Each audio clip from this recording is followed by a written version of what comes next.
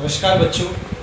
पिछली क्लास में मैंने आपको सजीवों के लक्षण बताए थे और वो लक्षण निर्जीवों में नहीं पाए जाते।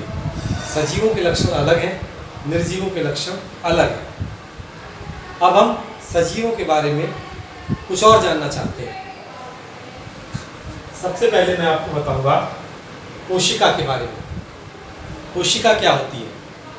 देखिए बच्चों, हम सभी जानते हैं जो हमारा घर है, जो मकान है, वो ईंटों से मिलकर बना है।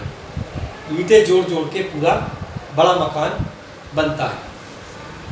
तो बच्चों, ये जो सजीवों का शरीर है, ये भी छोटी छोटी इकाइयों से मिलकर बनता है, छोटे छोटे भाग से मिलकर बनता है। तो हमारे शरीर का या सजीवों का, पेड़ पौधों का जो सबसे छोटा सजीव भाग होता है, उसे कहते हैं कोशिका। कोशिका क्या है? जीवन की सबसे छोटी संरचनात्मक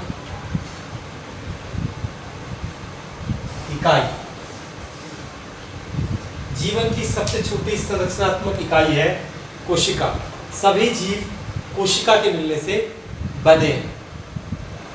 कुछ जीवों में एक ही कोशिका होती है, तो कुछ जीवों में बहुत सारी कोशिकाएं पाई जाती हैं। कोशिकाएं कुछ बड़ी होती हैं तो कुछ छोटी होती हैं, कोई गोल होती है तो कोई लंबी होती है। कोशिकाओं की आकृति अलग अलग है, उनका आकार अलग अलग है, उनके कार्य अलग अलग है। ठीक है? तो सबसे छोटी कोशिका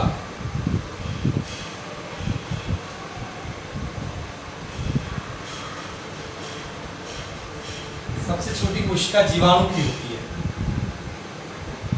और सबसे बड़ी कोशिका वो होती है शुतुरमुर्ग का अंडा।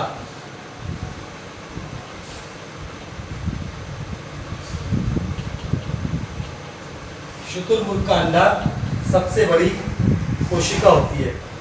तो बच्चों, सबसे छोटी कोशिका जीवाणु की होती है और सबसे बड़ी कोशिका शुतुरमुर्ग का अंडा है। पूरा अंडा जो है वो सबसे बड़ी कोशिका है इस धरती पर।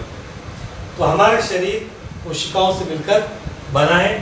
कोशिकाओं के अंदर जीव द्रव्य होता है, वो एक जीवित संरचनात्मक सबसे छोटी इकाई है। अब बच्चों, हम सजीवों का वर्गीकरण करेंगे। सजीवों का वर्गीकरण। तो सबसे पहला जो आधार है वो है संरचना के आधार पर। नंबर 1, संरचना के आधार पर। तो बच्चों, संरचना के आधार पर सजीव जो होते हैं वो दो तरह के होते हैं। नंबर 1, एक कोशिकीय,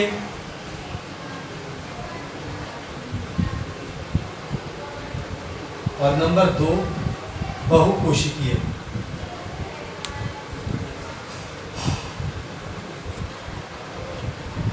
ठीक है?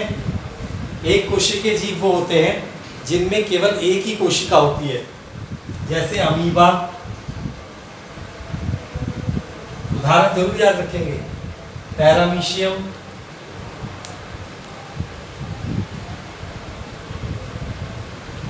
यूग्लिना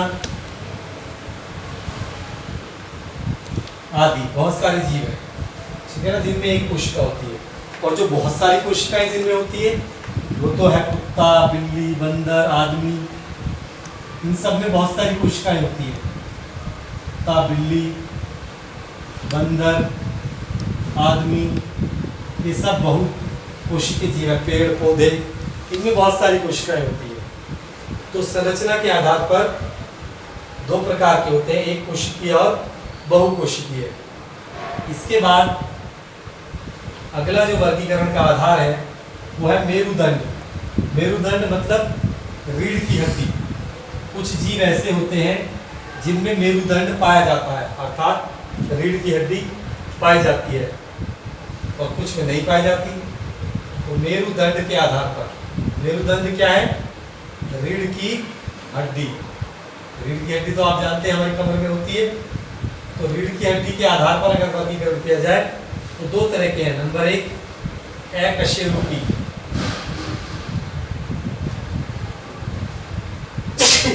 अकशेरुकी क्या होते हैं?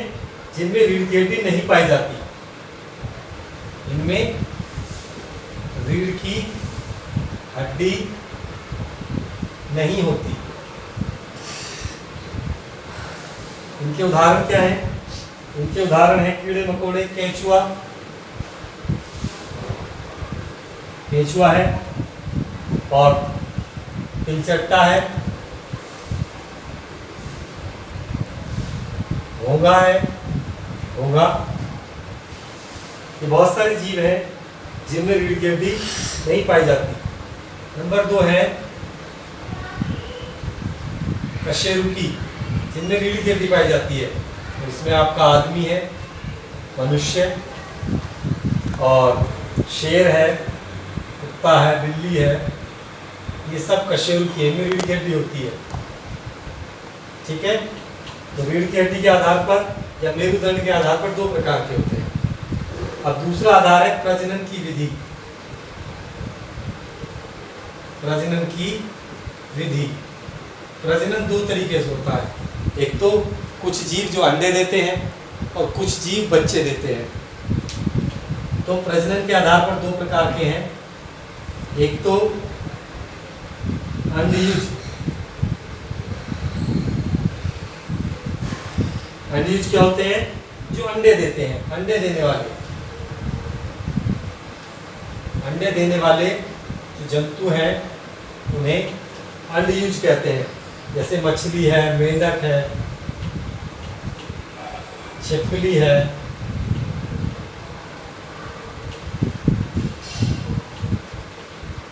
ये सब अंडयुज है जो अंडे देते हैं। दूसरा आता है जरायुज। जरायुज क्या होते हैं? ये बच्चे देने वाले जंतु हैं जो बच्चे देते हैं। बच्चे देने वाले में आपका आदमी है, मनुष्य, और चूहा है। कुछ बच्चे आदमी को वैसे आदमी समझ रहे होंगे तो मैं यहाँ मनुष्य लिख देता हूँ। आदमी लिख दोगे तो गलत नहीं है। मनुष्य है, चूहा है, खरगोश है।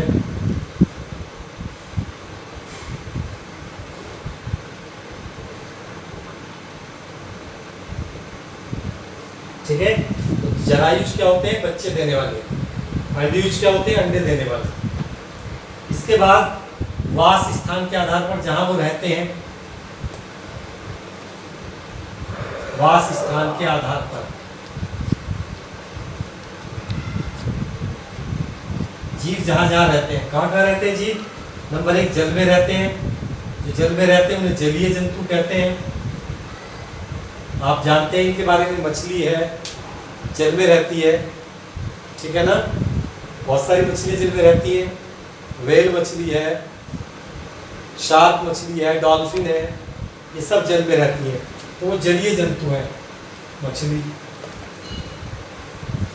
ठीक है, कुछ होते हैं वायवीय।